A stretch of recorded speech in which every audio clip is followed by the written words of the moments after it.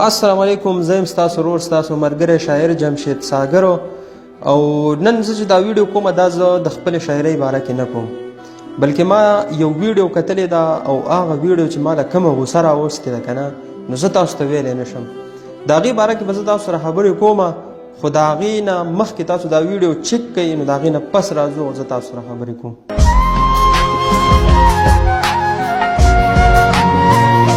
زما زخم د بلتان پچړو غسیم که غسیم مړ بشم.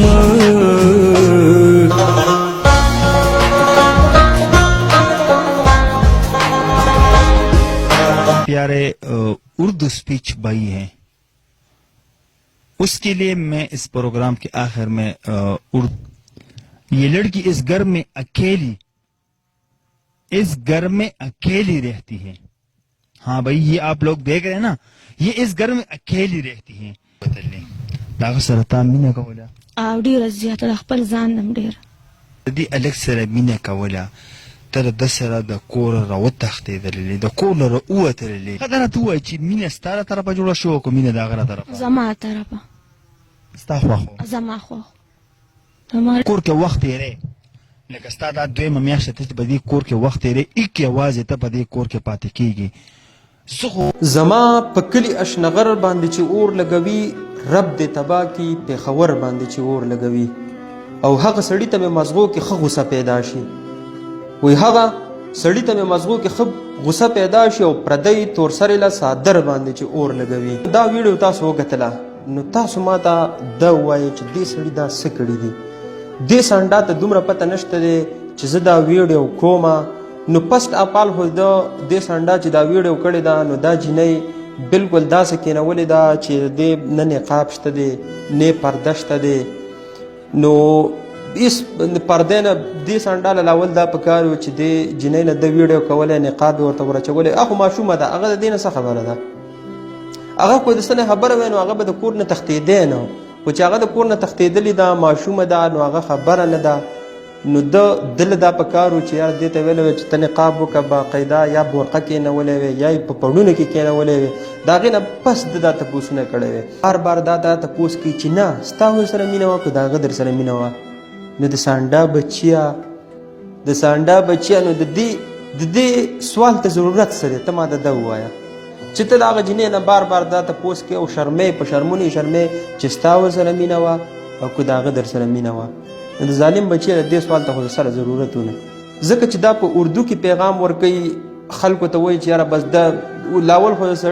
سړی بچی ځکه نه دی چې لاول خو د خپله اردو درزیم نه او بل ته موږ پښتانه چې کوم دی نو په ټول دغه کې شرمې پنجابیانو ته هم شرمې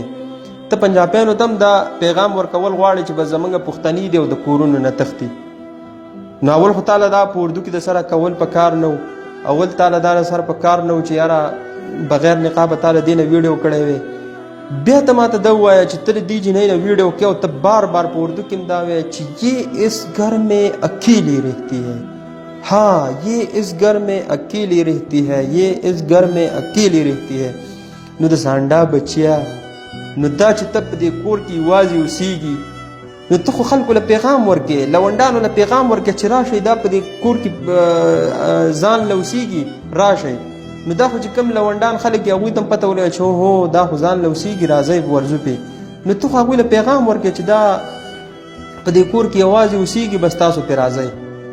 نو ته لږ سوچ وکړه. بل درېیمه خبره ستا د ویډیو کې دا ده چې ظالم بچیه دا جینۍ چې کوم دا نو دا خو هسې خاندان یې وشرمه د کور نه تښتېدلې ده نو هغه کو هر څنګه د هغوی خاندان دی د هغوی مور او پلار دي د هغوی رونه دي د هغوی تربوران دي د هغوی قام واله دي د هغوی ترورزي دي د هغوی مامازي به وي د هغوی غټ مطلب چې غټ قام به وي غټ خاندان به وي نو کېدی شي هغوی دا خبره پټه کړې وه چې ربه زمونږ خور ده زمونږ لور ده زمونږ هر څه د هغه د دې کور نه تښتېدلې ده کېدی شي کلي کې هم چاته پته نه وه نو د ظالم بچي هغه تا په ټوله دنیا کې وشرمول په ټوله دنیا کې دې وشرمول چې ستاسو خور را تښتېدلې ده او دا زه درته ویډیو کومه ستاسو لور را تښتېدلې ده ستاسو ترورزی را تښتېدلې ده ستاسو مامازی را تښتېدلې ده او تاسو وینئ ټول کلي کې په ټول هغه خو زه خیر دی په کلي کې بدنام و د ظالم بچی تا خو په امریکا کې مو شرمول نو تا خو به لږ سوچ کړی وی که نه چې دا ویډیو خلک امریکا کې هم ګوري دا خو خلک په پنجاب کې هم ګوري دا خو خلک په دوبۍ کې هم ګوري دا خو خلک په پنجاب په د چا خبره چې په ټولو ملکونو کې دا کتلی کېږي نو د ظالم بچي هغوی نه خو تا پرتوګ ویستو هغه خو تا په ټوله دنیا کې وشرمول هغه خو تا په سعودي کې مو شرمول هغه خو تا په دوبۍ کې مو شرمول تا خو به لږ سوچ کړی وی که نه کېدای شي هغوی دا خبره پټه کړې وه